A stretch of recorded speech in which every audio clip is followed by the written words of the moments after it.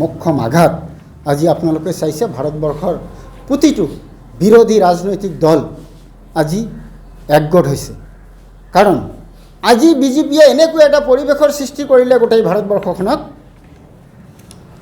যে ইহঁতৰ লগত থকা যদি বিয়াগম কেলেংকাৰীৰো মানুহ হয়, ইহঁতে এনেকুৱা হয় যে বিজেপিৰ ৱাশ্বিং মেচিনত তাক ধুই দিয়া হয়, তাৰ একো কেলেংকাৰী নাথাকে।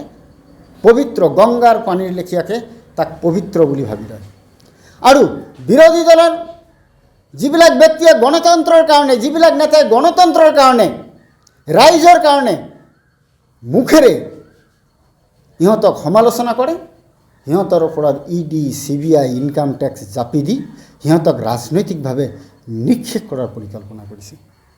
তাৰ কাৰণে আজি আপোনালোকে জানে, যোৱাকালিও অসমৰ বহুত কেইবাখন জিলাত আমাৰ দলৰ পৰা এনেকৈ প্ৰেছ মিট দিয়া হৈছিলে। আজিও কেইবাখন জিলাত আমাৰ অসম কংগ্ৰেছৰ প্ৰদেশ কংগ্ৰেছৰ স্প'ক্সপাৰ্চন সকলোৱে প্ৰেছ মিট দিছে। আমি এইখিনি বস্তু ৰাহুল গান্ধী নেতা, তেওঁ গণতন্ত্ৰক ৰক্ষা কৰাৰ কাৰণে যি আজিৰ দিনত নিজকে উচৰ্গা কৰিছে, সেইজন ব্যক্তিৰ ওপৰত এনেকৈ যদি আক্ৰমণ কৰা হয়, সাংসদ এজনক যদি এনেকৈ আক্ৰমণ কৰা হয়, তথাপি ক'ব লাগিব সাংসদজন কোন সাংসদ?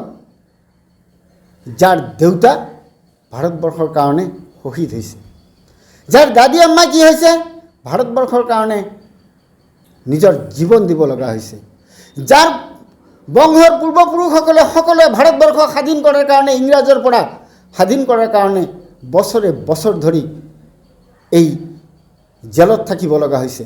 তেনেকুৱা এটা বংশৰ এজন সাংসদক আজি যদি এনেকৈ ৰাজনৈতিকভাৱে সঁচা কথা কৈ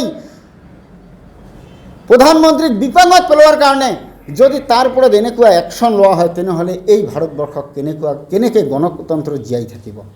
গোটেই ভাৰতবৰ্ষত প্ৰতিটো দলে, সমাজবাদী পাৰ্টি, আম আদমি পাৰ্টি, তৃণমূল কংগ্ৰেছ, নেশ্যনেলিষ্ট কংগ্ৰেছ পাৰ্টি, সকলো বিৰোধী দলে আজিৰ দিনত ওলাই আহিছে। সকলোৰে এটাই কথা, ভাৰতবৰ্ষৰ গণতন্ত্ৰ ৰক্ষা কৰিব লাগে। সেইকাৰণে আমি কৈছোঁ, আপোনালোকৰ সহায় বিচাৰিছোঁ। ৰাইজৰ মাজত গণতন্ত্ৰক প্ৰতিষ্ঠিত কৰাৰ কাৰণে প্ৰতিজন গণতন্ত্ৰপ্ৰেমী ৰাইজে যেনেকৈ কাম কৰিছে, আমিও আপোনালোকৰ প্ৰেছৰ পৰা, আপোনালোকৰ সাংবাদিক বন্ধুসকলৰ পৰা সহায় বিচাৰিছোঁ, যাতে ভাৰতবৰ্ষৰ এই সৰ্ববৃহৎ গণতন্ত্ৰক ৰক্ষা কৰাৰ কাৰণে আপোনালোকৰ ভূমিকা অনস্বীকাৰ্য আৰু আপোনালোকে এইখিনি যাতে পালন কৰে, তাৰ কাৰণে আহ্বান জনাইছোঁ। ধন্যবাদ।